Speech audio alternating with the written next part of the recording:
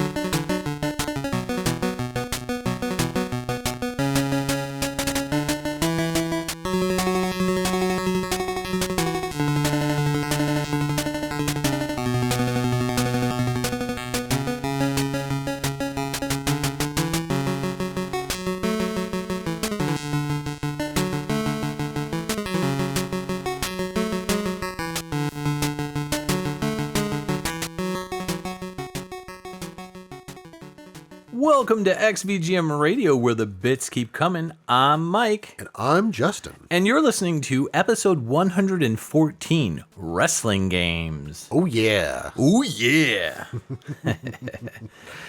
I don't know who came up with this one. I think you and I just were kind of shooting around some ideas, and I was like, hey, what about like a sports related thing? And I was like, what about like wrestling? About to say, I think I proposed the idea. And then I was like, no, I think you proposed the idea. And now I'm not even sure. Like it might have come out of, like you said, like we were just probably Janine. It was talking spitballing, and then Janine was like, wrestling, you idiots. Yeah, pretty much. Yeah. But, you know, because she's a Metroid, it sounded like squawk, squawk. Bark, bark. Don't give me that look, Janine. Anyways, so yeah, this is going to be a episode devoted entirely to wrestling game, video game music. I'm pretty stoked for this one. Me too. There's some really good video game music from wrestling games. A lot of it is licensed, so unfortunately we won't be playing that. Right. I had what I would probably just call a wrestling phase during like middle school to high school. Yeah. And it was a lot of fun. And looking back, you know, there was some really crazy stuff out there. I mean, there still is, but it just, I don't know, something about it doesn't really grab me like it used to. Yeah, I hear you. Wrestling's, I mean, there's nothing wrong with wrestling in terms of like people liking wrestling now. If you like wrestling, cool. If you don't like wrestling, then I don't know, you maybe just want to listen to the music because, you know, there's some good tunes here. The music's going to be great. I got into wrestling when I was a kid. just like maybe 5 or 6. I maybe watched a little bit of it, but most of my experiences came through like other people that I knew who were really into wrestling. So I'd hear about like Undertaker and, Jake the Snake and, Hogan, all the main wrestlers from that era. And then when I got older in high school, I got really into wrestling, and I was into it for a couple of years where I was really into the Attitude Era of WWF. I didn't really watch WCW, but that's where we differ, because it was that same era. That's the NWO era, I believe, of WCW. Yeah. So I was watching WCW. You were watching WWF. Okay, that's interesting. Yeah. After a certain point in time, it just got really dumb and weird, and I was like, "This just is lame." Yeah. It was probably like maybe 2001. I think I stopped watching it. I mean, we'll get more into the stories as we go on. I would say sure. I think I fell off because of pay-per-view.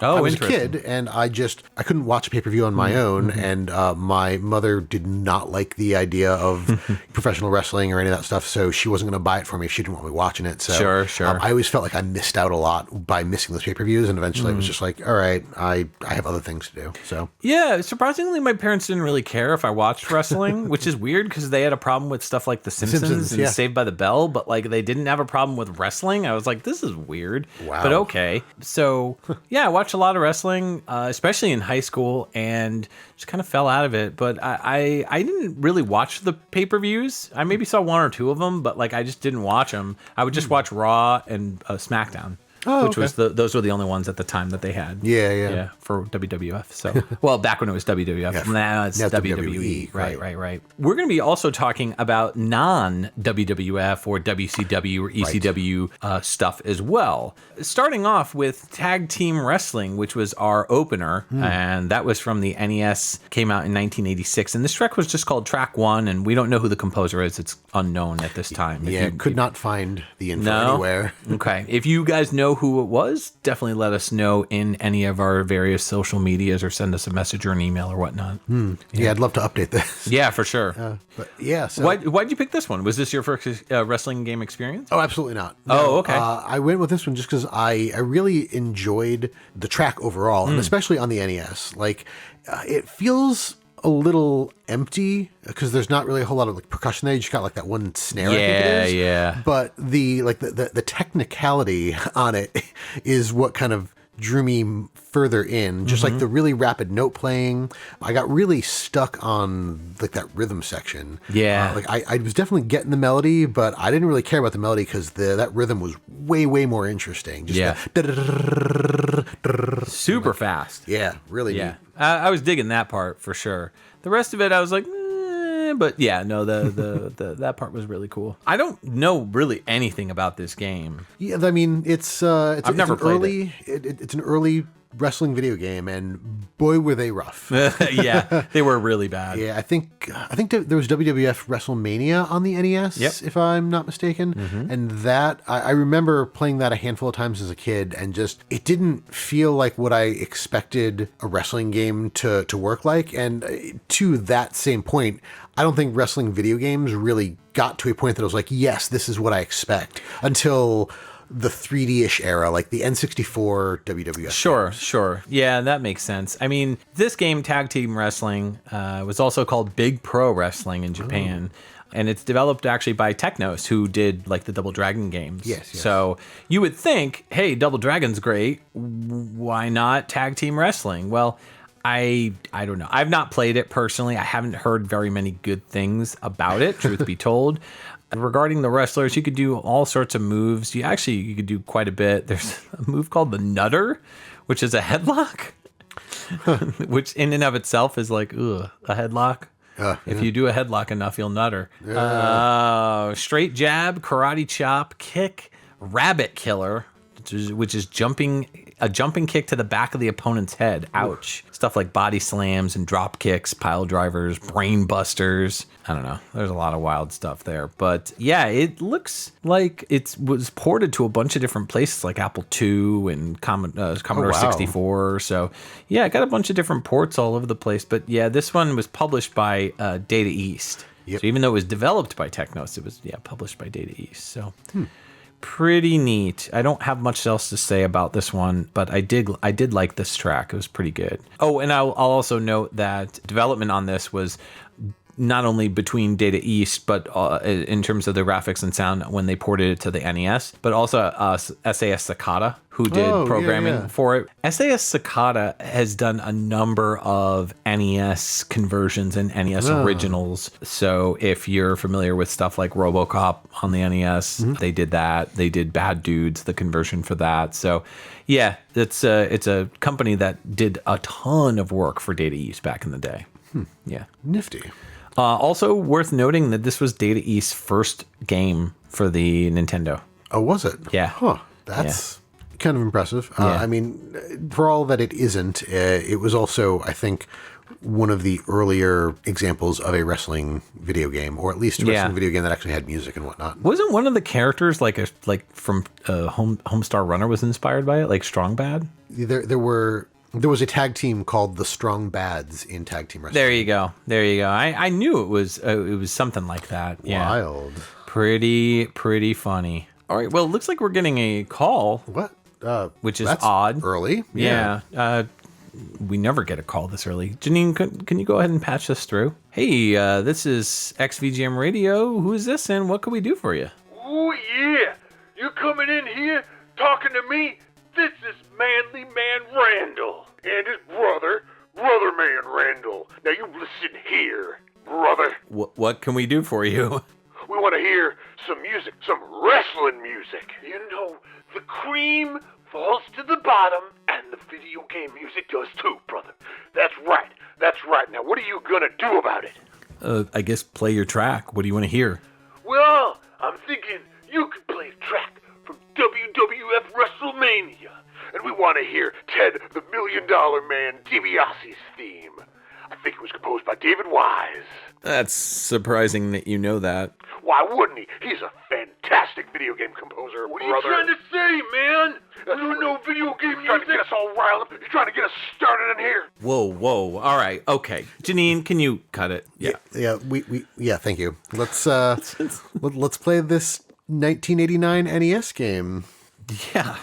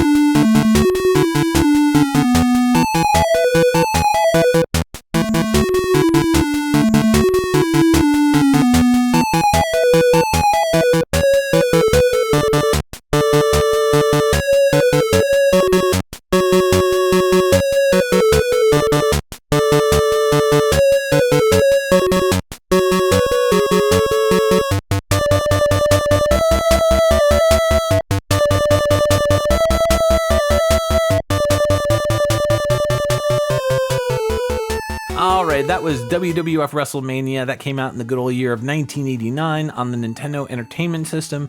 And that was Ted the $1 Million Man DiBiase's theme. And that was by David Wise. Oh, man. So I'm guessing this game is actually a platformer, and the 10 people that you can play as, like the $1 Million Man here, are giving money to children, because this is so, like... This is a cute platformer. This isn't a wrestling game. I'm like bouncing in my chair here. This I am 99% sure it is the actual Ted DiBiase theme song. Is it really? I think. I am almost positive. And the reason I say that is... It is amazing. All the other music in the game, again, don't quote me on this because I don't know that much about like themes of like older wrestlers, but I know Hogan's theme, like the da da da da da da da da, that's like the I Am a Real American. Yeah. That's in there. Then the Pomp and Circumstance, the da da da da da da. That's Randy Savage's theme, Macho Man Randy Savage, and he's in the game.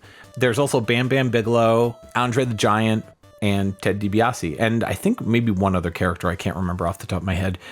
Yeah, this game sucks. It's awful. It's so bad. Wait, this is the game that I just mentioned before? Oh, Yeah. It's funny. I wasn't looking at our track listing, so I was just like, WWF WrestleMania, because I remember it from my childhood. This was literally my first wrestling game experience. Oof. And it was awful. I used to play this with my good friend Steve back in the day, and I couldn't pin anybody. I could never figure out how to pin in this game. I don't know why. I would beat the stuffing out of my opponent, and then I'd try to pin, and I'd press every button combination in the world and couldn't figure it out. And so I would just end up like, if I played the computer, I would lose. I would just always lose. But if I played somebody else, because it was 2-player, we would both just be like bouncing off the rings awkwardly and like, you know, off the turnbuckle and everything. But it's a side-scrolling game, so you're seeing from the side of the ring. So You're not like going around the ring. You're literally just left and right. Oh wow, yeah, that's right. It's not good. No. It's really bad. But the music is great. All the conversions of the themes are excellent. This one always stuck out in particular to me because it sounded like it wasn't a wrestling theme. Yeah, like I said, it sounded like Bubble Bobble. Yeah, as you kind of put it, it reminded me of a lot of other, you know, David Wise tracks on the NES. Stuff like Snake, Rattle and Roll, Nightmare on Elm Street, you know, stuff like that. Yeah. You know, really like kind of fun and bouncy and kind of exciting. Whereas a lot of the other tracks on this are very like kind of a little bit of a downer, you know, like the Pomp and Circumstance and whatnot. I think Bam Bam Bigelow's theme is kind of meh as well, but I distinctly remember this one, and I would always sing songs to, because that's just who I am. I like make up silly lyrics, as I was. Yes, you were. While we were listening to this during the break, I was singing songs about my cat. The little baby cat, she's a tiny baby brat tonight. Little kitty, little kitty. And so I would do that with the game while I was playing it. I would just, you know, be sitting around playing this either by myself or with a friend and just be humming along, singing a stupid song about, you know, whatever. I'm wrestling in this game and I'm really kind of lame today. I can't pin you. I can't pin you. Yeah, you know? So... But I didn't really play any other wrestling games until I'd say like the N64 era. Yeah. You know what I mean? So I missed like all the Super NES era stuff. I missed WWF the arcade game, which was a lot of fun. So yeah, there were decent wrestling games after that, but the NES era was really bad for NES games, for like wrestling games. Yeah. No, that's very similar to the experience that I had as a kid. Okay, good. So I'm not alone. Yeah, no. As you were saying, it was like, oh, that's right. You could never pin anybody. Mm-hmm. The other side is like, I did play other games, other wrestling games between this and the N64 era. And I mean, it really didn't get much better until the N64 era. So I didn't miss much. So, yeah, no. I was going to say, you're not really missing much. Although, in fairness, there are a number of other games, like the games based off of pro wrestling in Japan that I never touched because Fire Pro Wrestling and whatnot. Like they either never came over here or I just never saw them. Sure. So for all I know, they could actually be decent, and they just never got a chance in my hands. Yeah. David Wise, we've talked about before. We literally interviewed him back on, what was it, episode 51? 51, yep. Yeah, with Grant Kirkhope. We interviewed them about Donkey Kong Country and Ukulele and Banjo-Kazooie, and how those two franchises inspired ukulele, both not only the games but also the music. So go check that out. Absolutely. Good episode. Great episode. One of my favorites. All right, so let's move on to your first pick. What do you got for us? All right, so I'm going to start with HAL Wrestling. That's HAL, very similar to the robot from 2001 Space Odyssey, but I don't think he's involved here. No. This is a Game Boy game that came out in 1990. The track is VGM 03, and it's composed by Takahiro Wakuta.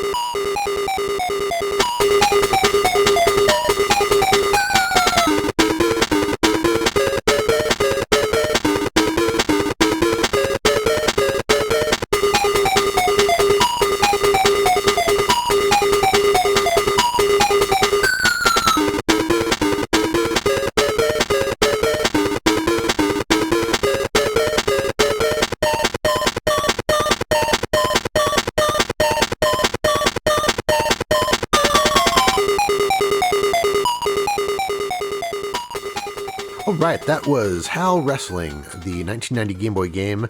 VGM 03 was the title of the track, and Takahiro Wakuta is the composer. I had played this game because I think this is one of the games, if I'm remembering my childhood correctly, that my dentist at the time had, because he had, my dentist, it was like a child's dentist. Yeah. So they had like I would Game hope Boys so. and stuff. Well, I mean, you can take a child to a regular dentist, they can still work on them. Well, generally, kids go to like pediatrician dentists, so to speak. Right. And, Yeah. that was the experience. Like, you know, it was colorful walls. They had Yeah. a couple Game Boys for kids to play. Oh, that's neat. And a handful of games, and this was one of them. And I don't remember it being that great. I think it was a bit better than The game or the dentist's office? I did not like dentists for the longest time until I was pretty much an adult, so I Really? really shouldn't comment on the Oh, dentist. wow. Interesting. We're We're calling you out, Brad's dentist's office in somewhere in Connecticut. I mean, I was also one of those kids, like, I just didn't like going to the dentist for any number of reasons, and they had to put that thing in my mouth, like, keep my mouth open so I didn't, like, bite down on them. Oh, yeah. Not a fan of the dentist. Okay. This game, not terrible. It wasn't as bad as, like, WrestleMania, but it also, like, it still wasn't what I wanted out of a wrestling game Sure. as a kid. Yeah. This track, though, I really enjoy kind of what they are doing. It's very interesting for, like, the sounds they had to work with and what they were, like, building. And I will say, out of the handful of tracks on this soundtrack, I think this one is my favorite by a long shot. Like, not that the other ones are terrible. I just don't feel that they are anywhere near as interesting as this one. Yeah. This one, I really like the intro specifically, how it starts off if you're wearing headphones, you're only hearing it in one ear. So if you were listening on not headphones and you were like, wait, why can I not hear anything? Put both headphones on because you're hearing a sound in one ear and then it kind of mirrors with an octave higher on the other ear. And it was really cool to hear that. The song in general, though, is kind of abrasive, not in a negative way, but just like it's a rocker for sure. I personally thought it felt a bit metal, just with that. It felt very Metallica. I was trying to think of like where I feel that from, and that's that's it. So that's where that love comes from. But Yeah. I also really love that stereo stuff. That was on my list of just like doing it in the one ear and then all of a sudden like bouncing between them. I thought that was really cool. Yeah, and to just let everybody know, HAL Wrestling is based on, it's not based on any particular like wrestling company or anything. HAL is the developer. Yeah, HAL Laboratory. Yeah, HAL Laboratory is the makers of, they did Kirby, they did stuff like Kabuki Quantum Fighter and Vegas Dreams and a bunch of other games out there. So yeah, that's why it's called HAL Wrestling. Yes, Yeah. yes. And so the wrestlers in this game are not actual wrestlers, but although they're based on real life, like wrestling legends. Okay. So the characters they have are Ryu Misaki, Kansuke Yamada, which somebody says is based on Keiichi Yamada, a.k.a. Justin Liger. Jushin Liger. Jushin, yeah. That turned that H into a T. Jushin Liger, if you happen to know who that is. Kim Riki, who we assume is based on Riki Choshu.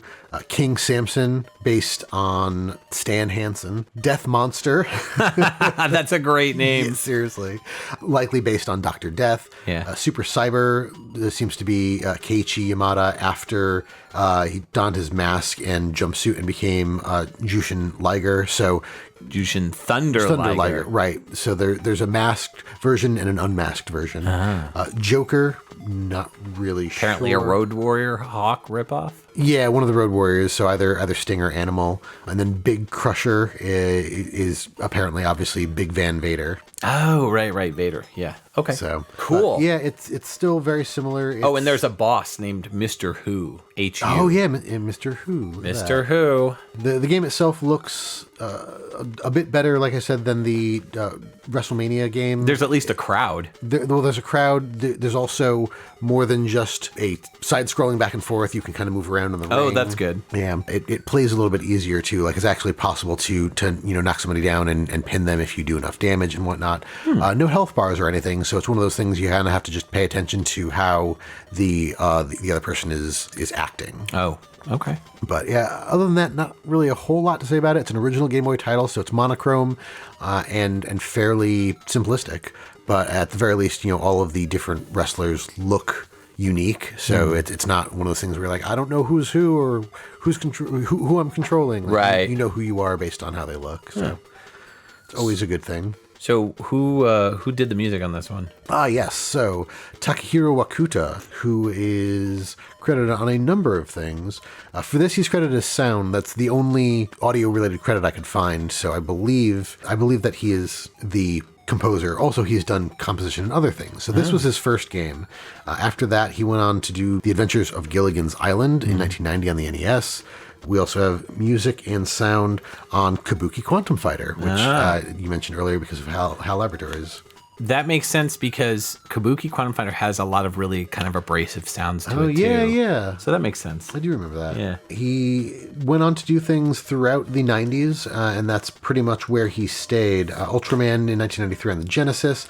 His last music composition credit is for Fix the Adventure. That's Phix. Yep. And that came out on the PlayStation in 2000. All right. Well, I'm going to take you back to our Natsume spotlight where we talked about this game, but I had to pick another track because all the music in it is so good. This is from Tokon Club. I'm not sure how that's pronounced. I think it's Tokon Club. Yeah. This came out in the Famicom, and this was Iron Lips' theme, and it's by my favorite composer, Eiku Mizutani.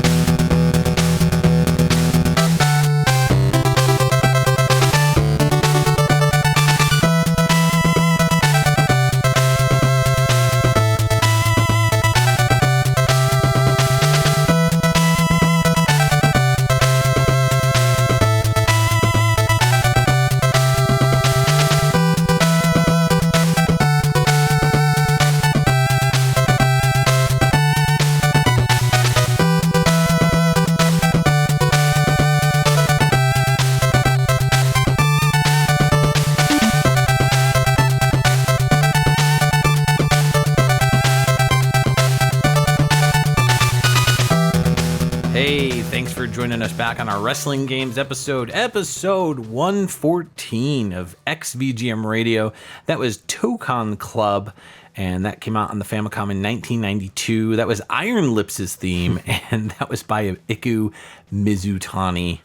Oh my god, I love this song. Yeah. So good. Was this Iku Mizutani? I couldn't tell. Yeah, right? I know. I mean... No. I loved it, though. It was one of those things, like, as soon as we got into it, I was just like, wow, yes.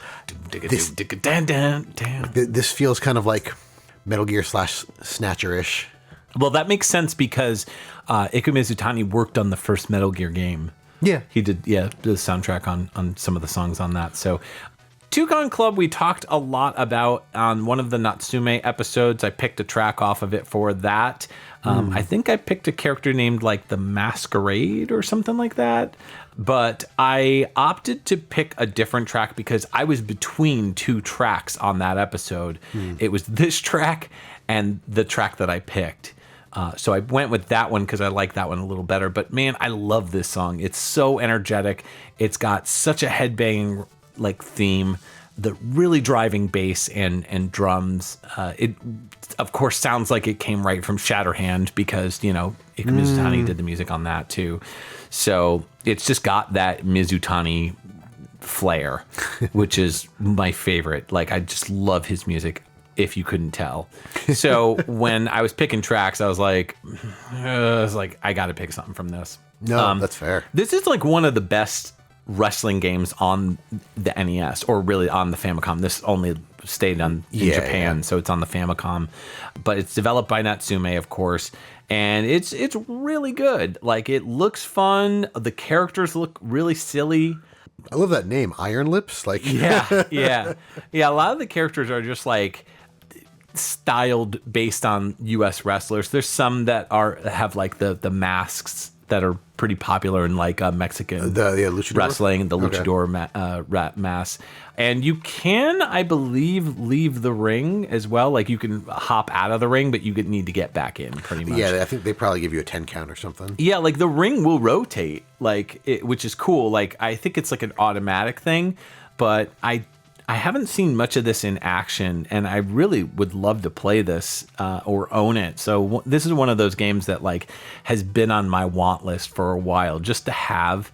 But I will say that when the ring rotates, you can tell that when it's rotating, it is eating up a lot of memory for the NES. So you see the NES kind of struggle to like shift the perspective on it. Also worth noting, I know that Natsume developed this, but Jalico's logo is in the middle of the ring, and also it says on the side of right below where the ropes are when you get off the screen, like when you get out of the ring. Yeah, it says like Jalico Association or something like that. So yeah, it's published by Jalico, but it's developed by Natsume. Oh, I see. Yeah. Why this wasn't brought to America, I don't know. I mean, wrestling was huge in the U.S. and North America and U.S. and Canada, so yeah, I don't know why it wasn't brought overseas, but I think maybe it's just unfamiliarity with characters that don't exist. Maybe I don't know. I mean, these are fake characters loosely based on real wrestlers. So why? It may be that some of the other NES wrestling games didn't do as well in America because they weren't all that great. And they may just not have had faith in bringing over something that was more Japanese. Yeah, perhaps. I will say it's interesting to me. I see the ring, like the main shot of the game looks very reminiscent of Punch-Out. Yeah. Yeah, I mean, you've got the background with the people the audience behind the fence. Yeah, the ring itself. I mean, the referee doesn't look like Mario. No, it's just like other than the characters and the logo in the middle, it really evokes Punch-Out to me. Yeah, I get that vibe. But the cartoonish nature of the characters, I mean, they're definitely smaller than like Punch-Out characters, but the sprites are really kind of not chibi, not super deformed, but like a step above that. Like it's somewhere in between more realistic and chibi. Yeah. You know what I mean? So it's cool. We're not going to talk about Iku Mizutani because we did like 3 episodes on him and he's my favorite. So just look him up. Literally anything the man touches is gold. Yeah. So go listen to all of his soundtracks because he's amazing. Agreed. Yeah. Do you have many wrestling memories from the 80s? This period. I mean, we were both alive. We were both born in 83. Well, I used to wrestle in the WWF. Oh, nice. Yeah, when I was about 5. Yeah. No, I do. Most of my really strong memories are high school, though. Gotcha. So, but I do remember, like, do you remember the little, like, wrestling, like, buddies? Yes. Like those stuffed buddies? Oh, yeah. Remember those? I thought you were talking about the rubberized No. wrestling guys, like the action figures. Yeah. No, the stuffed animal buddies that you would, like, wrestle with. I remember a friend of mine had, like, the Ultimate Warrior or something like that. I went over his house. I don't know who it was. Like, if you told me, who was this friend? I don't remember their name. I don't remember anything about it. But I just remember the buddy, the Ultimate Warrior buddy thing, and, like, remember running around with it.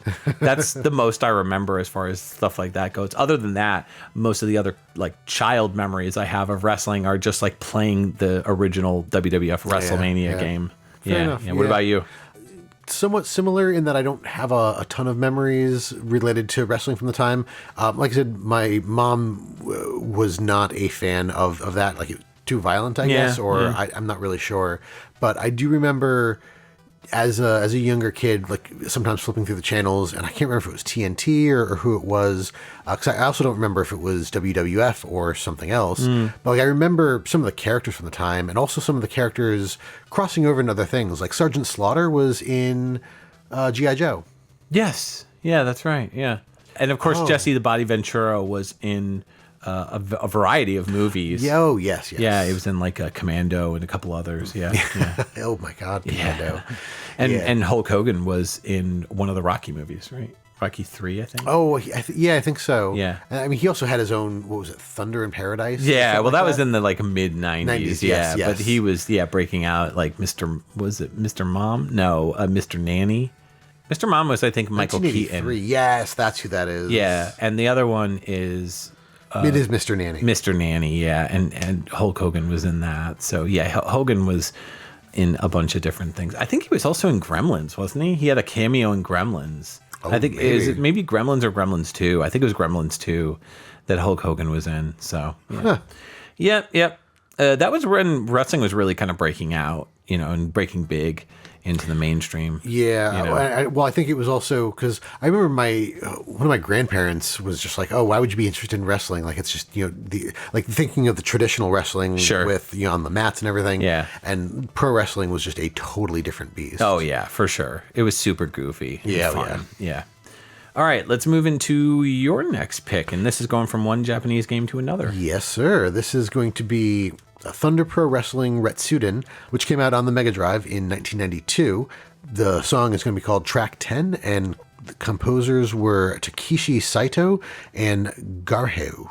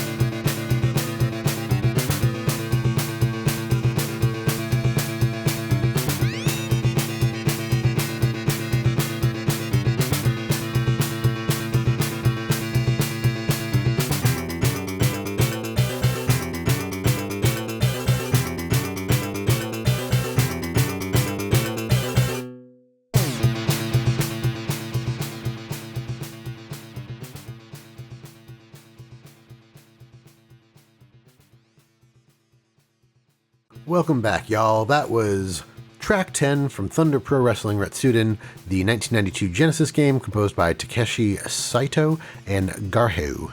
That did come out only in Japan, right? Yes, I said Genesis. I said Genesis, didn't I? Mega Drive. It's because I have Genesis written down here. Right. I really need to change that too. Mega Drive, yeah. All good. Thunder Pro Wrestling, is this based on any specific, like, wrestling company or anything? That's a good question. I know this is technically part of the Fire Pro Wrestling series. Oh, okay. And that's kind of all I know about it. Oh, a North American release under the name Jesse the Body Ventura Wrestling Superstars was planned, but was never released. Interesting.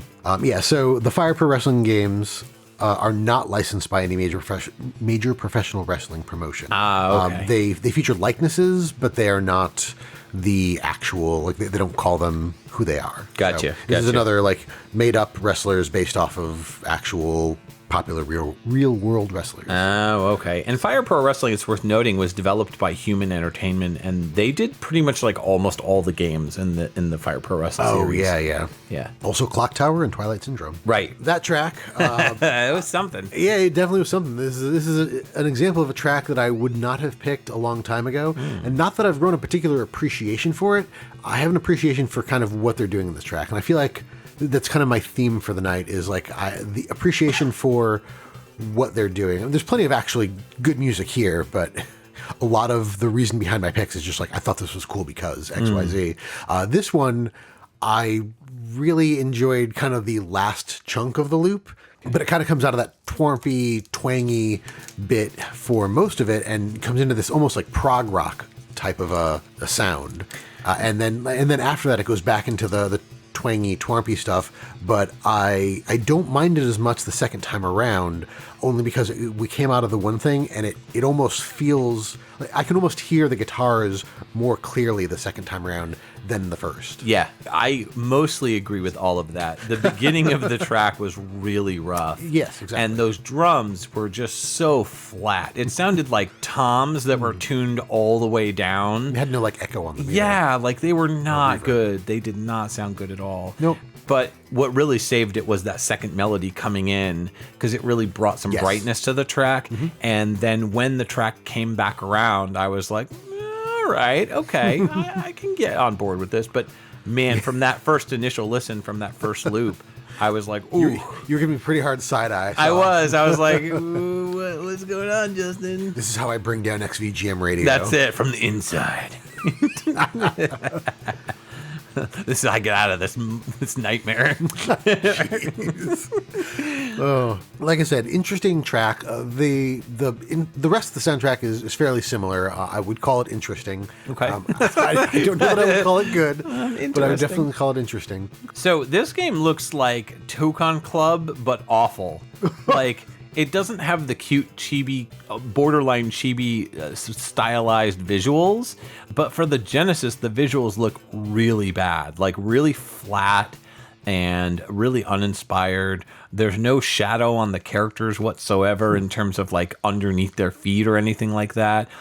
It just doesn't look good. Yeah, there's a crowd, and yeah, it's isometric in terms of like the ring, like it's kind of like a pseudo bird's eye view, kind of, sort of, like not top down, but like sort of side bird's eye view or whatever. It just doesn't look good at all. It looks really rough and just bad.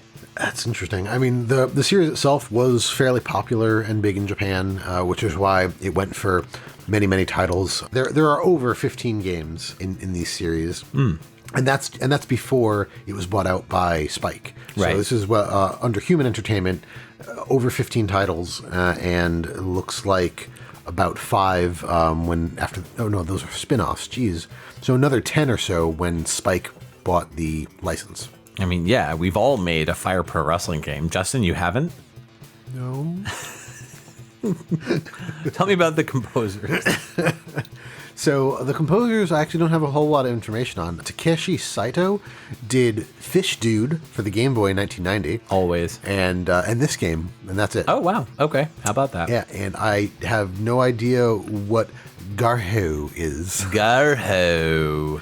But they're listed in the credits for music. Garho sounds like Garth from Wayne's World? Wayne's World, but like, French. Like, oh, my name's Garho. We're not worthy. Like, I don't know. That was a terrible accent. It's funny you say it's French because there is something in France that is Ken du Garho. Oh, okay. How about that? Yeah, All right. That was on the money. All right. So what do you got coming up here next now then? Oh, man. I'm going to get sexy with some Rumble Roses. Again? Yeah, again. Yeah. I'm going to go put my bikini on and go strut my stuff. This was a game that came out on the PS2 in 2004, and this track is called Whip Me Hard, and it's by Sota Fujimori. You would. I would.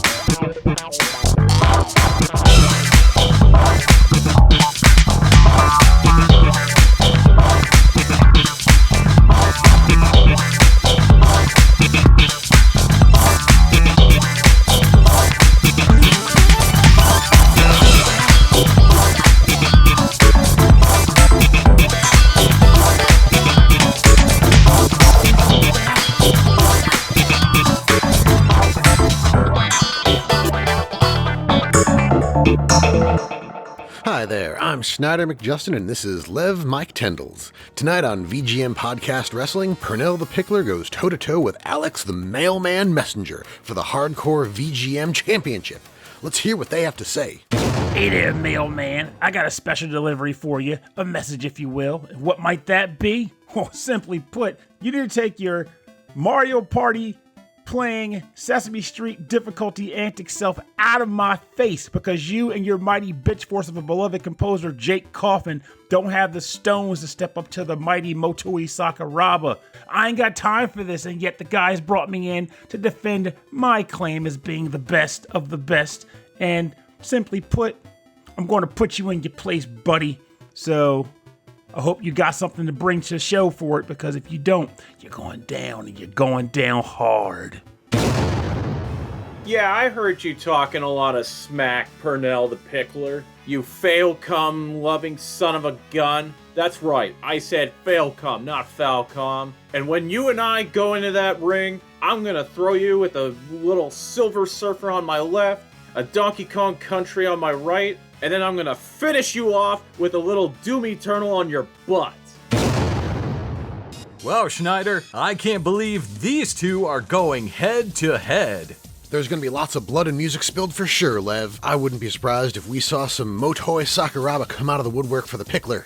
Let's move on to another big match for the night, the Rudy Tooty Robinator versus Bedroth the Annihilator. These two have been going hard on each other for the better part of a year. And tonight, finally, we're going to see them battle for the Intercontinental Championship. Oh no, you didn't just let the baddest VGM podcast wrestler into the ring, did you? That's right, I'm talking me, the Rhythm, the Rob Nichols, the Beast in the East, the superior of sine waves, the angler of arpeggios, the wizard of wavetable synthesis. And who's this little guy I'm up against? Bedroth? Well, it's time I put him to bed with some tasty Sega FM jams. He'll be begging to get out of the ring once I put him in back-to-back-to-back Tim Fallon sleeper holds. You're going down, brother. Well, if it ain't the Rudy Tooty Robinator, another pretender in my path to the title belt. All the drum and bass in the world ain't gonna save your butt before I kick it all the way back to Delaware. Lev, I just wet myself with excitement. If we don't get to hear some Yuzo Koshiro tonight, I will be very disappointed. That's true, Schneider. Good thing you're wearing a diaper. Our final match has two ex-tag team partners going up against each other with two mystery partners for the tag team championship. Let's hear what Milkman Mike Tron and Ed 20 Embassy had to say to each other. All right, Milkman Mictron, this is VGMbassy, and I'm here to take that Tag Team Wrestling Championship belt off of your waist. You're gonna get an Iku Mizutani to the face. You're gonna be falling on the mat. You're gonna go into the flames like a Matt Furnace. I'm gonna Matt Creamer you into clam chowder, jumping off the top Yuzo Koshi ropes. You'll be my servant, here to answer my every Chris Hulsbeck and call. I will see you in the ring. Well, you see here, Mr. Ed 2-0 Embassy, the only one who's gonna be falling in the ring is you. See, Milkman Mictron's got big plans for you, mister. First and foremost, I'm gonna global your gladiators with my Tommy Gun Tallarico armbar. Speaking of guns, you'll be neck deep into mine thanks to my Dean the Machine Evans chokehold.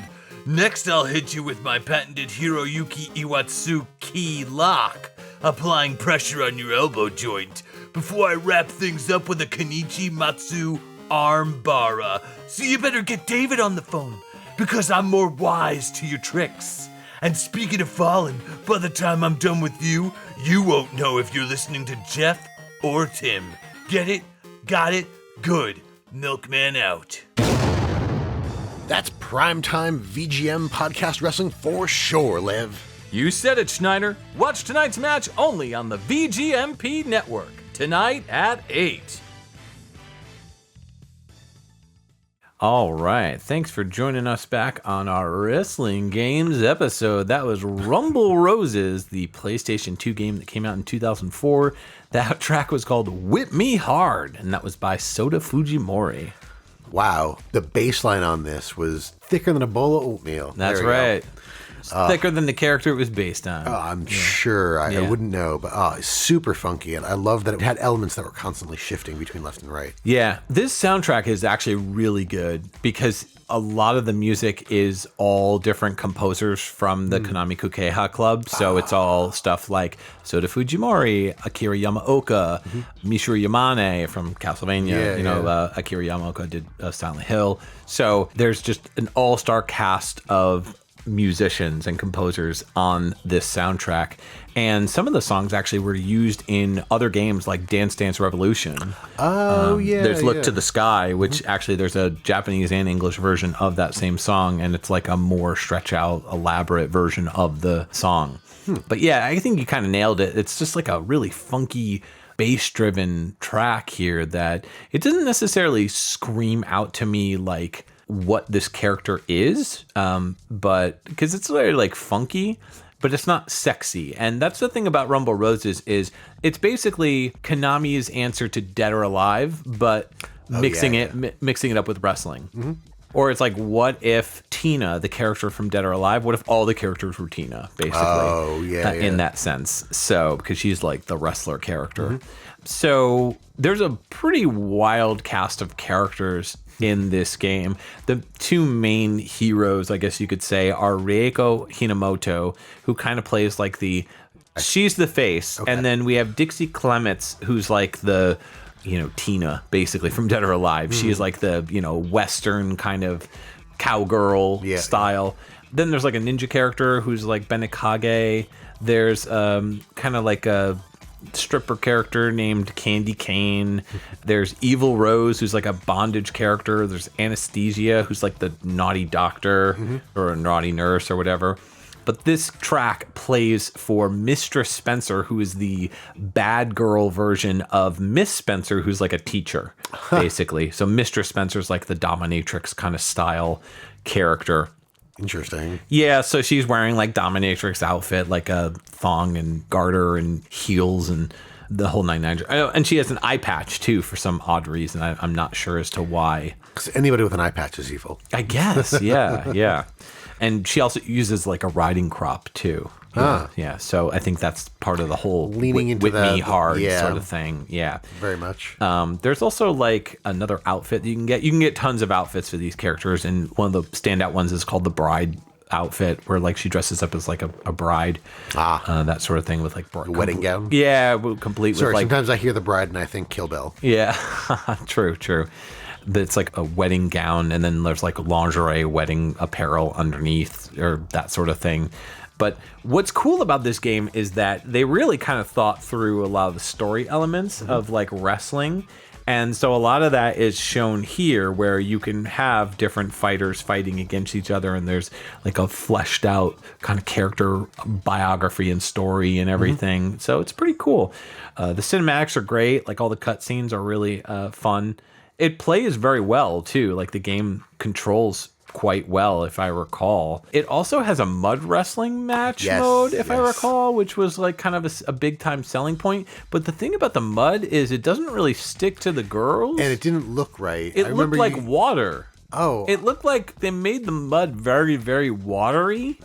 So it doesn't actually like stick to the girls like mud does. It's more like dirty water. Yeah. I wonder if this was like Konami trying to stretch their graphical abilities by making the water effects really cool, but forgetting that it's mud and it should stick like mud, and it doesn't. So yeah, this game had like humiliation moves too, which was pretty cool. So you could like really humiliate your opponent. And if I recall, this was like a bondage thing for this particular character, for Mistress Spencer, where you would like basically hog tie a character, and then, you know, she struggles trying to, you know, get out of it, and she can't get out of it. But yeah, it's pretty wild. Definitely a mature title, so can't play with the kids. But it's a lot of fun if you like wrestling games and you want. It's an all-female cast. And it's pretty wild. There was a sequel that got released for the 360, if I recall. Yes. And I don't know too much about it. I don't know if it was actually a sequel or if it was like a reimagining of the franchise or something like that. I can't remember. But yeah, it's definitely worth tracking it down. And you know, it's good for a laugh, good for some fun times and playing it. And the music is good too. And the music's great. And side note, the characters have like a good and a bad version of the characters. So like, some of the characters you'll start off with the bad version, and then you'll unlock the good version, and vice versa. So it's pretty cool. The Mistress specifically, though, has another character that comes with her, and it's like a slave. I was going to say, is it a gimp? Yeah, it's a gimp, mute slave, and his name is Sebastian. So there's that. But yeah, that might also be in the sequel. I can't remember off the top of my head. It doesn't sound familiar, but the character themselves is in this game. Gotcha. Yeah. But yeah, Soda Fujimori we've talked about on previous episodes, but they've done some really awesome work, specifically Contra Shattered Soldier. So if you've played that game, that and Neo Contra, they did music for. He's a Bimani artist who's been with Konami since like 1998. First game was Gun Gauge, and just kind of bounced around doing a bunch of different Konami stuff. Did a lot of Beatmania and DDR. Okay, well, it looks like we're getting a call on our Patreon request hotline. So yeah, Gene, why don't you go ahead and send that on over. XVGM Radio, who is this and what can we play for you? What's going on, Mike and Justin? It's Scott, Scotty Too Hottie Macklehone coming at you. What's up, Scott? What do you want to hear? I'd love to request a track from the PS1 version of WCW vs. The World from the great year of our Lord 1997. Specifically the character select and main theme menu. Yeah, we can do that. Thanks, guys. No problem. Well, all right, as Scotty requested, we're going to play Character Select Main Menu theme from WCW vs. The World. This came out on the PlayStation in 1997, and the composer is Tease Music.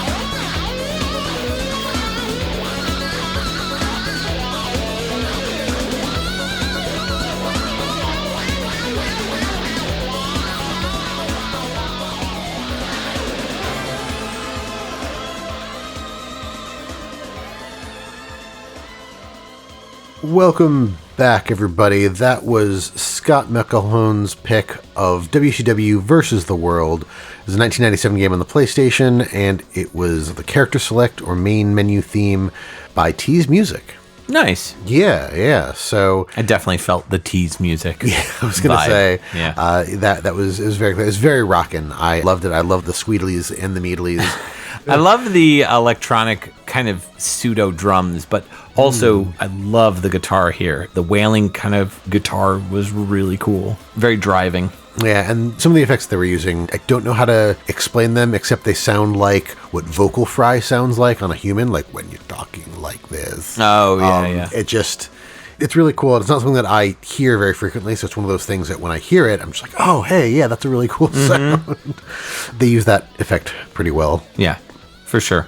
Yeah, so WCW, getting into the things that I watched when I was into wrestling for a brief period. It was funny because a lot of my friends were into WWF at the time, and they all made fun of WCW, called it wheelchair wrestling. Oh, wow. I never heard that one before. That's funny. Yeah, well, then and I get it too, because the idea was that a lot of the wrestlers, instead of retiring from WWF, they were going to WCW, and they were older. Like you got your Hulk Hogan, your Kevin Nash. You get the scraps, so to speak. Kind of. Yeah. I just never saw it that way. I mean, I'm sure they went back and forth between WCW and WWE. They did, yeah. But, I mean, there was Big Show was The Giant. Yes. When he was on WCW. Kevin Nash, I forget what was his name on WWF?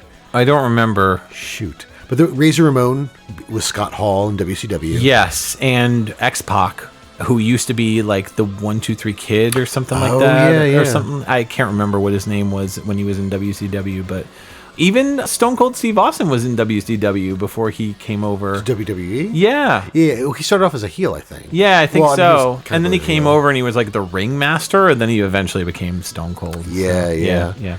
There was a lot of that. Yeah. I don't know. I wasn't really in it as much for the drama, although the drama was entertaining. I liked sort of the story. It's weird. I didn't like the drama, but I liked the stories. Okay. It's weird to say it out loud, but that's kind of how I envisioned it. When you say drama, you mean like drama in terms of interpersonal drama. Okay, between the characters. Yeah, like Eric Bischoff was like the owner of WCW, but he was also like the main heel, making people do things. Yeah. It was also the NWO era where you had Hulk Hogan and them that did NWO Black and White, and then they broke off with the Wolfpack and Kevin Nash, and then that turned out. I think it was when they recruited Sting, they all turned on Sting, and it was like, it was all a prank, and we're all actually one thing, and it was crazy, and I think that's when The Ultimate Warrior came back too. Oh, really? Oh, okay. The only thing I know about WCW is Sting at one point in time was teamed up with RoboCop.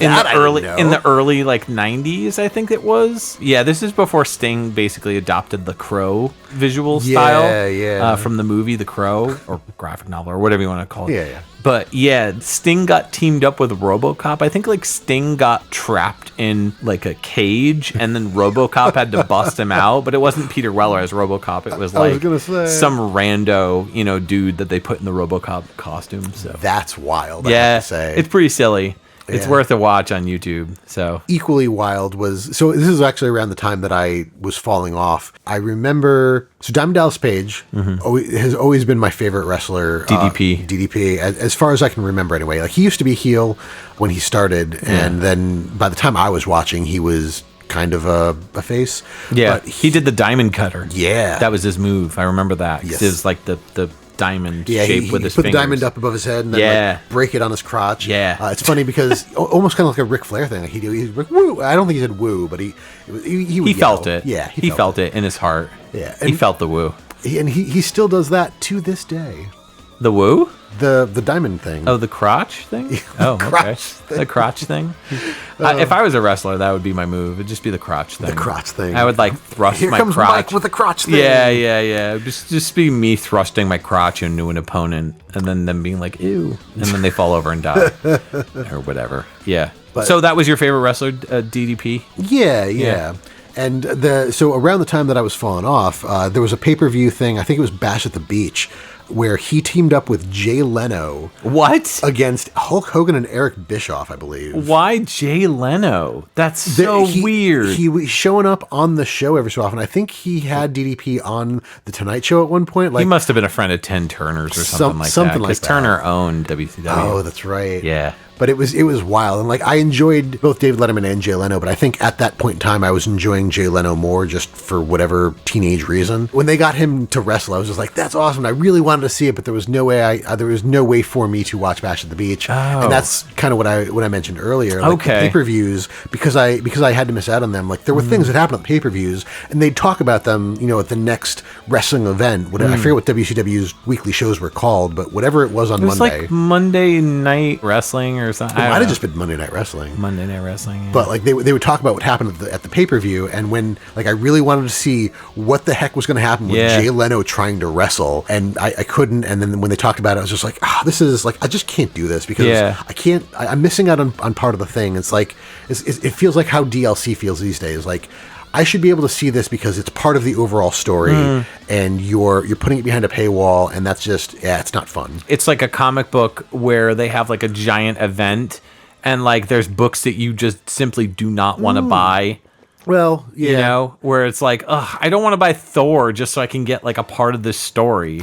So WCW, I didn't watch it. I had no experience really with it. I was the WWF guy, but it's cool to hear these stories about WCW. And I remember the Wolfpack and NWO and all that was huge in high school. Everybody was walking around with those shirts. Yep. Even if they didn't like wrestling, they were walking around with them. And that lasted long enough to blend into WWE when WWE bought WCW. I don't remember that at all. Yeah, that's weird. I wasn't watching at the time, but I remember hearing about it, and I was just surprised. I was like, wow, the NWO survived through all that. That's amazing. So would you say mid 90s you stopped watching it? 95, 96? I'm trying to remember when I started high school. I think 97. It was 97 because you and I are the same age. So 97 is when we started high school. Yeah. 98. Yeah, so okay. 98 was when that pay-per-view event was that I kind of mark as the end. Interesting. Okay. All right. Well, tease music we've talked about before, so we don't really need to dive too deeply into tease music. Yeah, no, not at all. So let's get into your rival here with WWF. Yeah. So this is my high school experience with wrestling. This was WWF Attitude. This came out on the PS1, the N64, and the Dreamcast in 1999. This track is called Menu Music, and we're going to specifically play the PS1 Red Book audio version, and it's by Bruce North and Andre Hoff and Roy Wilkins.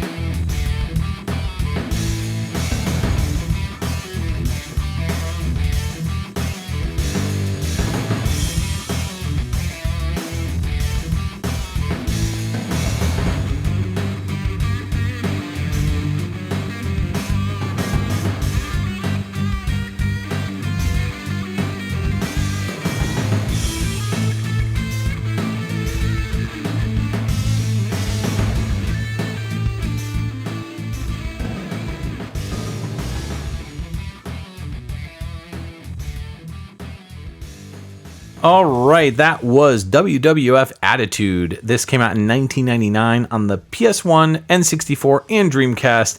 And that was the menu music, but specifically the Red Book audio version. And we'll get into that in a minute. Mm-hmm. Bruce North, Andre Hoth, and Roy Wilkins were credited for sound on this game, like sound support. There is no composer listed for this game. I couldn't find it anywhere. But I assume that it was Roy Wilkins that did the music for this, just because he's listed mostly as a composer for other games. Other games, and the rest of those guys are like sound support. But because they're all listed under like a generic sound support, I was like, I'll just put them all. Yeah. What are your thoughts on this one?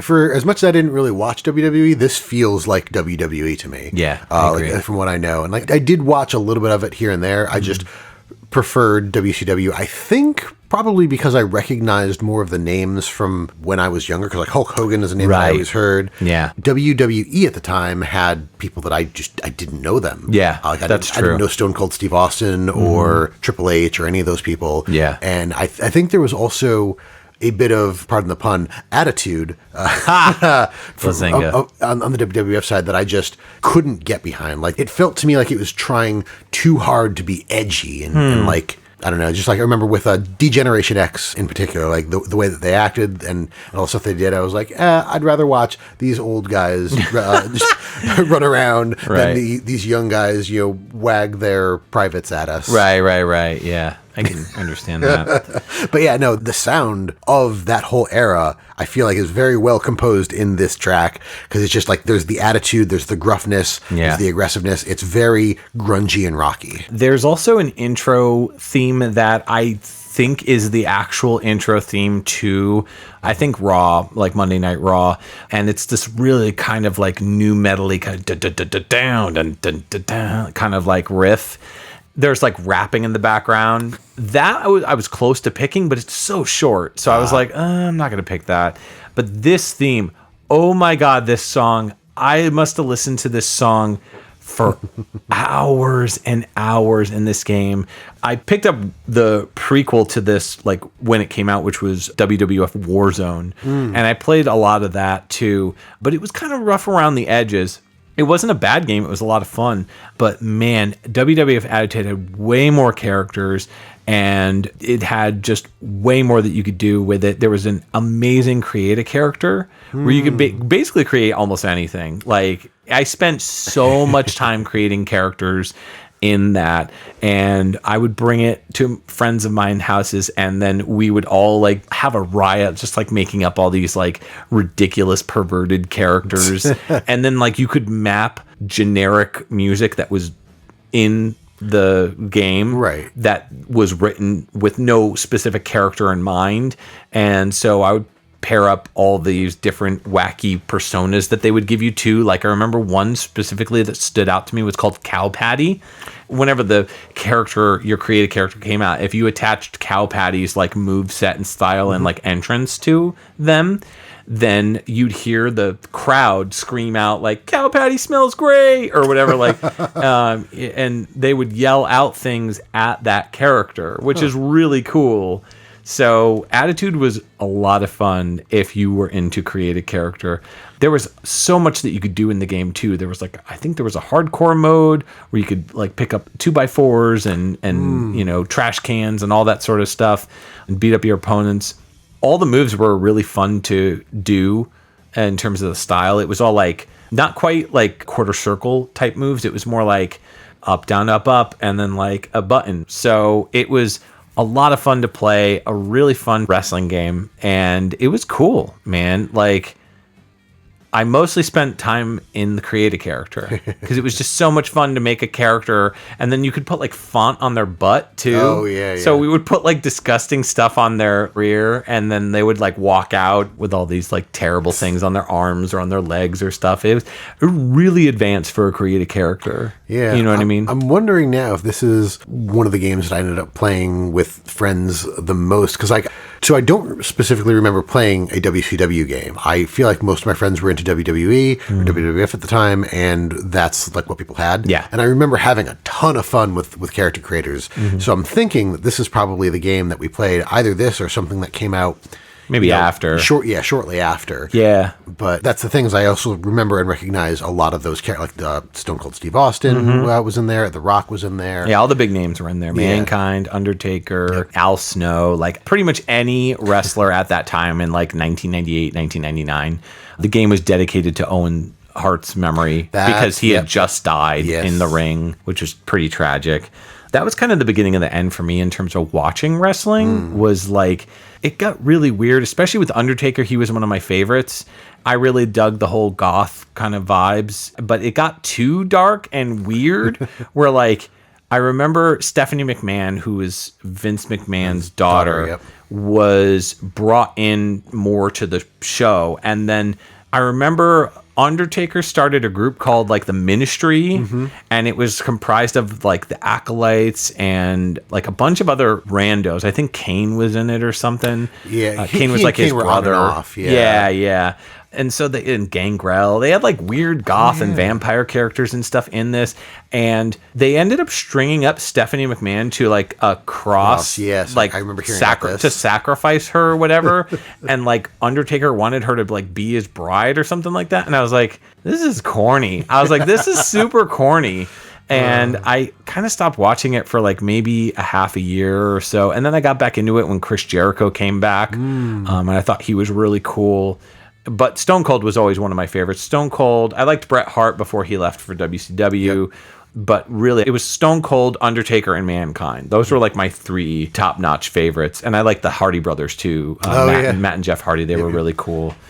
But I agree with you that WWF was a lot more perverted and perverse and just like over the top. And the women were treated like pretty awful. You know, like a lot of the stuff did not age well in terms of the lingerie matches and stuff like that. So, although I will say, like, I feel like WWF is the reason that there is a women's wrestling section now. WCW didn't really do anything. They might have had a few, like 4. I don't think there was that much. True. Yeah, there were a lot more like female wrestlers. At first, they were labeled like a lot of them were labeled divas outside of China. Oh, yeah, I remember that. China was kind of like the one who would like fight the guys and the girls. Yes. You know, so that was cool. But I don't know. I just kind of fell off the map with it. I remember like vividly going for one of my birthdays to the WWF New York restaurant that had just opened. And it just so happened to be the day that The Rock was going to be on SNL on Saturday Night Live.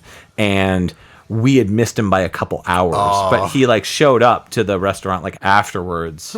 Yeah, which was cool. It would have been cool to meet The Rock, but didn't happen. But yeah, I specifically played the N64 version of this, but every version that I found of the N64 soundtrack was very tinny and muddled, and it had like a hum to the background of the track. So I was like, well, I'm not going to pick that. I'll just pick the Red Book audio version. I never played the PS1 version or the Dreamcast version. I have so many memories with the N64 version. Yeah. I still have all the creative characters on my memory card. Nice. So it's pretty cool. Every so often I'll pop it in and, you know, just have a laugh at some of the characters I came up with. I did a version of Link at one point, I remember. Yeah, it's pretty cool. So how about these audio guys? Yeah, so we'll talk about them briefly. Bruce North did this game, ECW Hardcore Revolution, and Jeremy McGrath Supercross 2000. It's also worth noting that this game was published by Acclaim and developed by the Acclaim Studio Salt Lake City company. Same, group who put out stuff like Turok or whatever. Right. So Andre Hoth has a bit more credits to his name, but he's mostly labeled as a tester for non-audio credits. And it wasn't until audio credits for WWF Attitude, this was his first additional sound design credit. And then he did ECW Anarchy Rules, a lot of the ECW stuff. Jeremy McGrath, Supercross 2000. His final game was Midtown Madness 3 for the Xbox in 2003. Final composer is Roy Wilkins, and this is the one who I'm pretty sure composed this one, most likely. He started off with Looney Tunes B-Ball in 1994 on the Super NES. He did Booger Man's soundtrack. Did WWF WrestleMania, the DOS port specifically he's credited for, as well as some sound drivers and testing and tone deaf sound monkey credit for Mortal Kombat 3. Which is pretty cool. I did the Space Jam soundtrack as well as NHL Breakaway 98 and 99. Then he was part of the sound team on WWF Warzone. And of course, Iggy's Wrecking Balls Oh, yeah. Yeah. And then his final game was this game, in Attitude, in 1999. Nice. Yeah. So that's kind of my experience with WWF. So, yeah. Good times. Good times indeed. It was a fun time in my life.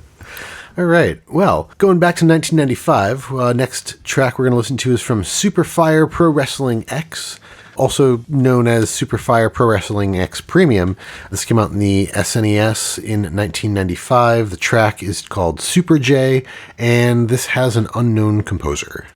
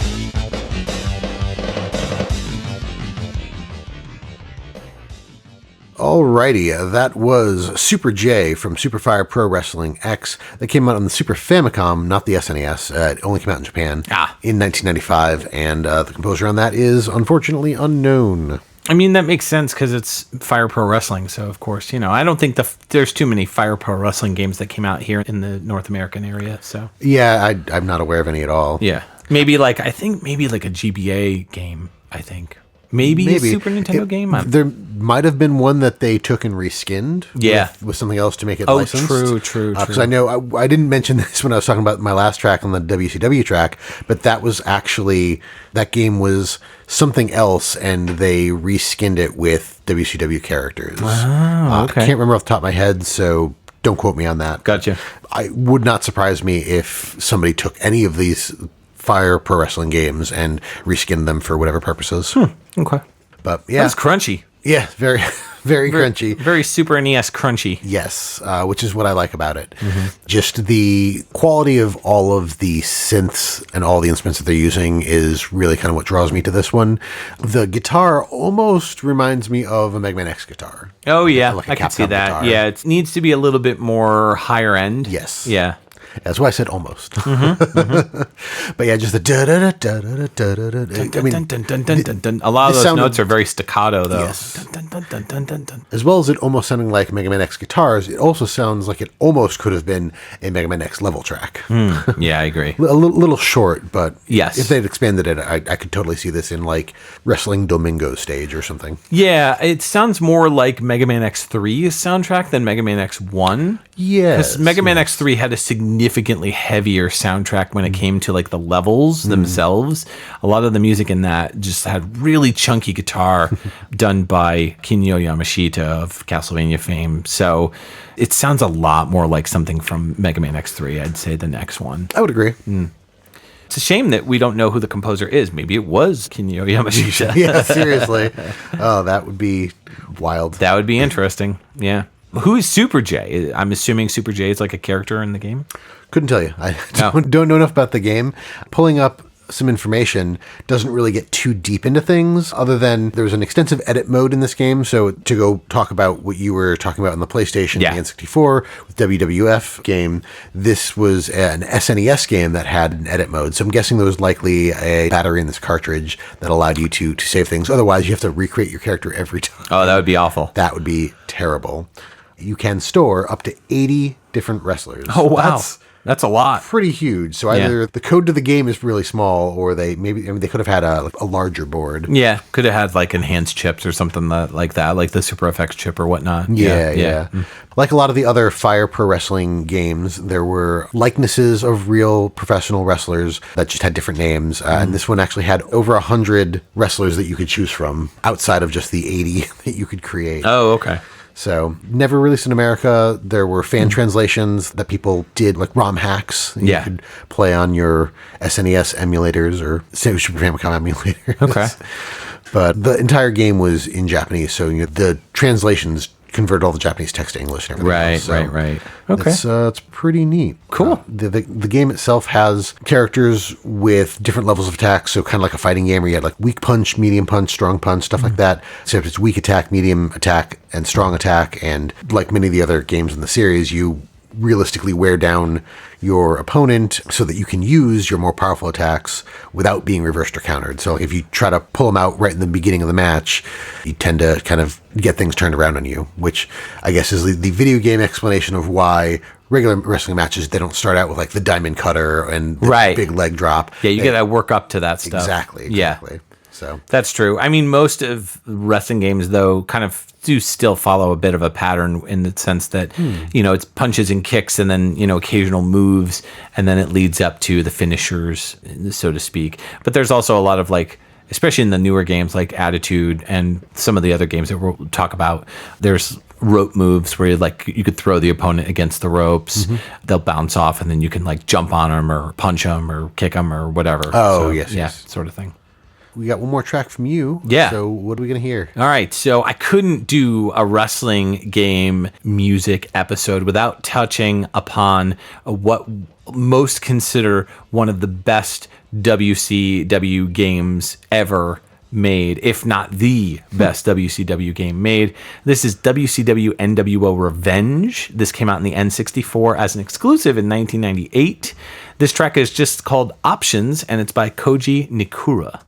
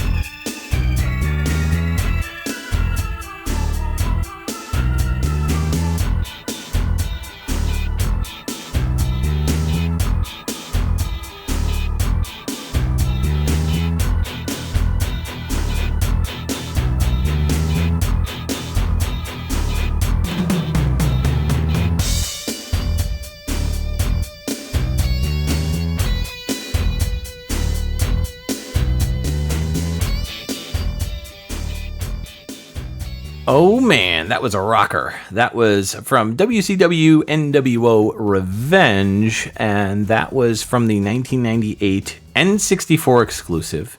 And that was Options by Koji Nikura. What do you think of this one? Kind of low key for me, which again kind of falls in line with how I felt about WCW when comparing them to the competitors. Like the really rockin' Attitude track you played before, like it felt like it fit and it made sense. And this one, I don't know that I would call it chill. It does feel a little chill in certain areas. It's laid back, yeah. And that's kind of how it was. I mean, not like the wrestlers in WCW were laid back per se. Yeah. They were not as like aggressive and in your face as like the WWE. If WWF is heavy metal, WCW is hard rock blues. Okay. You know, like a more bluesy hard rock, which is exactly what this song is. Yeah, you know, you've yeah. got a bit of a swing to it with this hard rock vibe. I was digging this song. I don't really remember it, truth be told, but like it really stood out to me when I was picking tracks from this game. I knew I had to pick something from this. It's widely regarded as one of the best wrestling games of all time. So there's a company named Aki Corporation. Now I believe they're called Sin Sophia, but they were previously called Aki Corporation.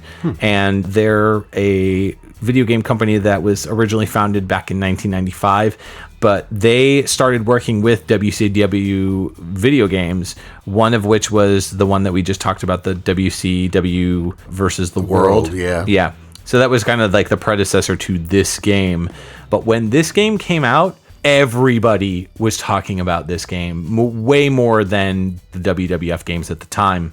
I think WWF listened to them, like listened to fans who were probably wanting a WWF game made by Aki, because Aki had their own engine, the proprietary grappling system. Oh, yes. And that was really impressive for back in the day. They did a really fantastic job bringing that sort of vibe and style.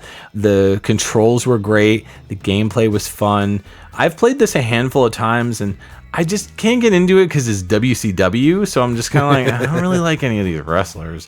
But it's a really well-made game for a wrestling game. And I'm glad that WWF kind of decided, hey, we're going to hire Aki to make games after WWF Warzone and WWF Attitude came out through Acclaim. Those games sold really well, but they wanted the high praise that the WCW games were getting. So WWF WrestleMania 2000 came out along with No Mercy, and both of those are like really well-regarded wrestling games as well.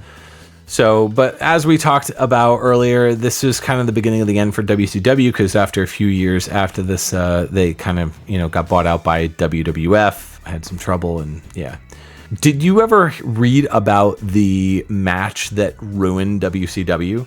It's actually really interesting. I'm actually more of a fan of lore in terms of like history of wrestling. Like I watch Dark Side of the Ring and a lot of those like darker kind of documentaries on like really messed up stuff that happened to wrestlers and surrounding kind of tragedies and whatnot, like real life tragedies and really like terrible things that happened. Those are kind of nowadays more interesting to me to watch because I didn't know that side of wrestling. Oh yeah, all the background stuff. Yeah, but like essentially WCW told their audience that Mankind was going to get the belt, the World Championship belt or whatever. Yeah. And they did that while they were still on the air because it was live. That was their big thing. And so everybody rushed over to WWF and they just like lost a ton of viewership. And after that, that's considered the beginning of the end for WCW. That specific event when their announcers were like, oh, and just so you know, Mankind's getting the heavyweight belt or whatever. Yeah, it's pretty wild. You should watch the video on it because it's fascinating to like learn about how WCW kind of fell. That's like the pinpoint moment. Oh, interesting. Yeah, it's pretty neat. But this one I didn't spend much time with, but I really dig the music here. Koji Nikura was the composer on this. They are still in the business today with their latest game being Rise of the Ronin, which just came out this year. Oh, wow. Other than that, they did work on like stuff like God of War Ragnarok back in 2022, Loco Roco on the PSP. That's a good one. Shadow of the Colossus, they did sound design on. Clock Tower, they were a sound editor. Fire Pro, coming back to Clock Tower. Yeah, I know. We mentioned this Weird, episode. right? Fire Pro Wrestling, Iron Slam 96. So, they worked on the Fire Pro series. And again, all the other wrestling games like WWF No Mercy, WrestleMania 2000, etc. They were the composer and converter for those. Popful Mail. They did the music on that TurboGrafx CD port, specifically, not the Sega CD version. Their first game was SOS in 1993, which came out on the Super NES. They're considered the sound crew, and they did the main theme as well. So I'm curious, what do you got closing us out with? So I'm going to take us to the Nintendo 64 with this one, similar to your last track A lot here. of N64 stuff this episode, yeah. Oh, yeah, that's right. Yeah. So this is going to be Virtual Pro Wrestling 64. It came out in 1997. The track I have here is called Rock'em Stock'em, and this is also an unknown composer. I have one source says Koji Nakura, but I can't trust one random source that doesn't always label its stuff. So makes sense. Cool. Let's give it a listen.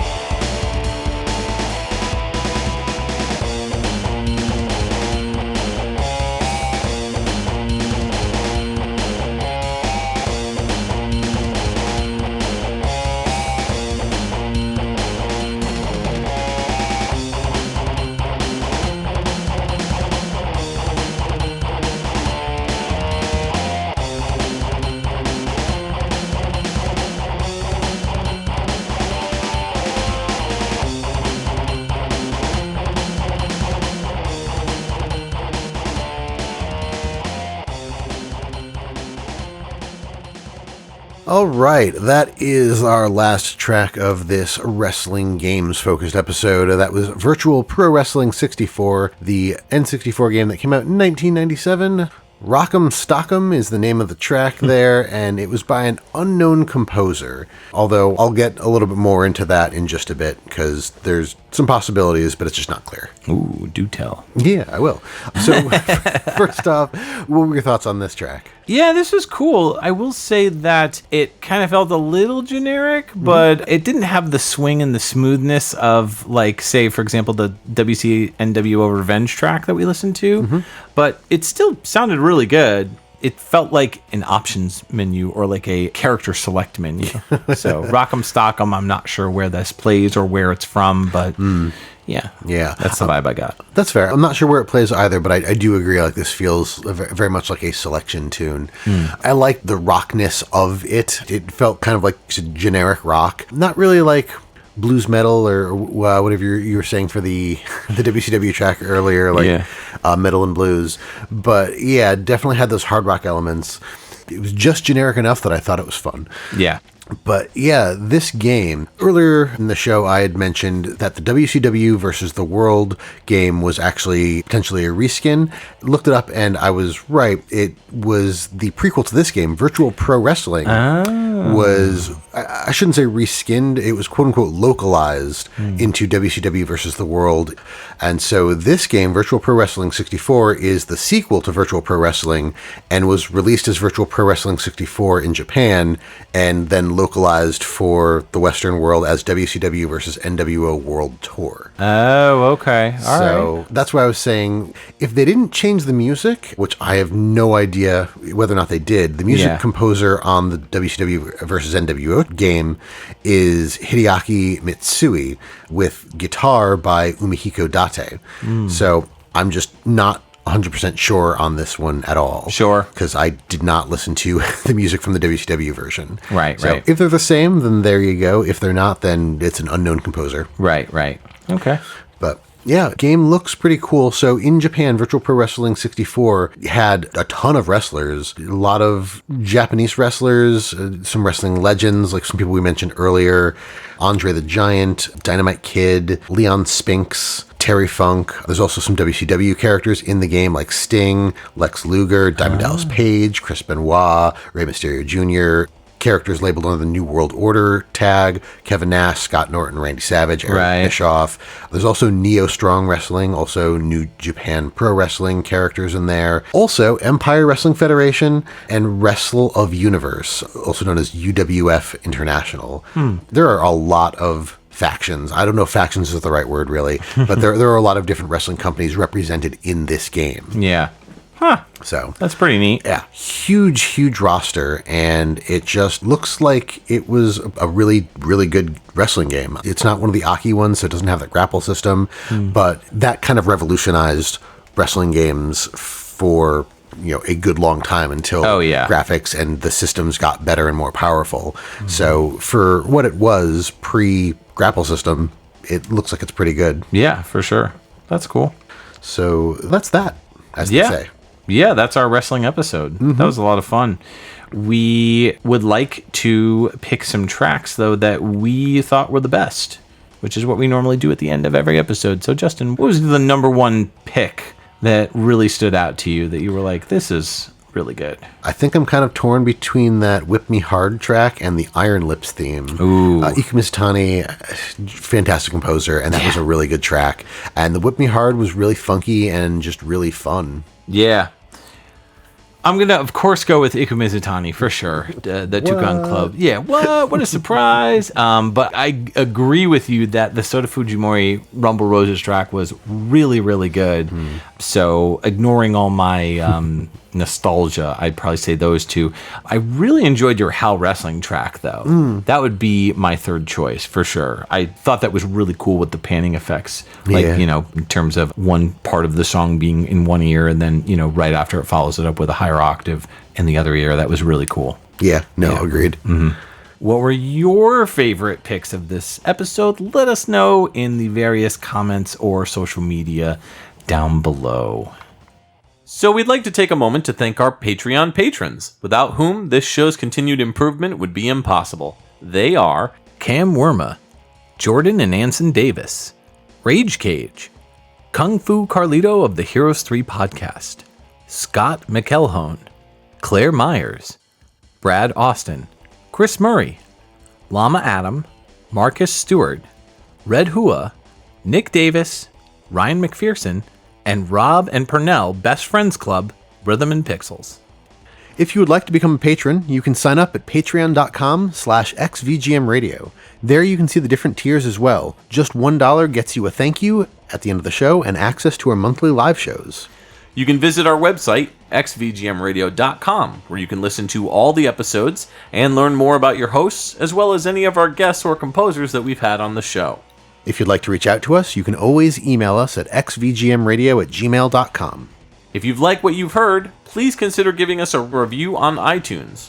You can join our Facebook group and chat with other VGM lovers at facebook.com/groups/xvgmradio, where we talk about everything from current game news to sharing awesome VGM tracks, or just talking about the podcast itself. You can also find us on Twitter and Instagram. Our handle on both of those sites is @XVGMRadio. If you don't have any other social media or just want to try something unique, check us out on our Discord group chat. Links will be in the show notes. All right, so Justin, in 1 month, we're coming back with a new episode. But before we get to that, we just did a live show in early August. And that was on Mario Strikers, the series, basically. All 3 games. That was our live show for patrons exclusive. And then we also did our After Dark, which is where we listen to video game music vinyl records, and we talk about them live. And that was on Castlevania 2 Simon's Quest, which is one of my faves. Yep. So that's what we've had going on for the month of August.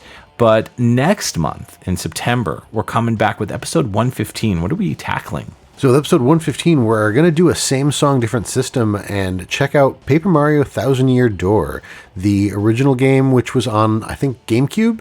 Yeah. I remember? Yep. And then the remake that they recently released earlier this year on the Switch. Yeah. Should be cool because the soundtrack was completely redone by Yoko Shimomura, so we'll be able to listen to the old and the new and kind of compare and contrast. It'll be interesting because it's Redbook audio versus Redbook audio. It'll be interesting because it's Redbook audio stacked against Redbook audio. So I don't think we've done too much of that in terms of one single game comparing the two. So that'll be cool. It's usually chiptune versus chiptune or chiptune versus Redbook audio. So, right. Yeah, we'll have some interesting comparisons to make to, how did they enhance this? Yeah, absolutely. Sounds good. I'm excited for that. So that'll be in 1 month. And this is Mike and Justin signing off for XVGM Radio.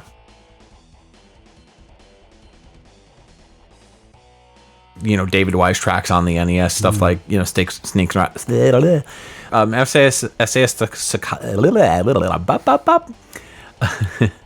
Yeah, how about the $10 million man? Yeah, how about Ted the 10... Not the 10. Ted the $10 million million man. $10 million. That's awesome. Man. That should be his name. Ted the $10 million man DiBiase. And I kept misreading DiBiase as diabetes. I just hadn't gotten that far. Ted the $10 million diabetes theme.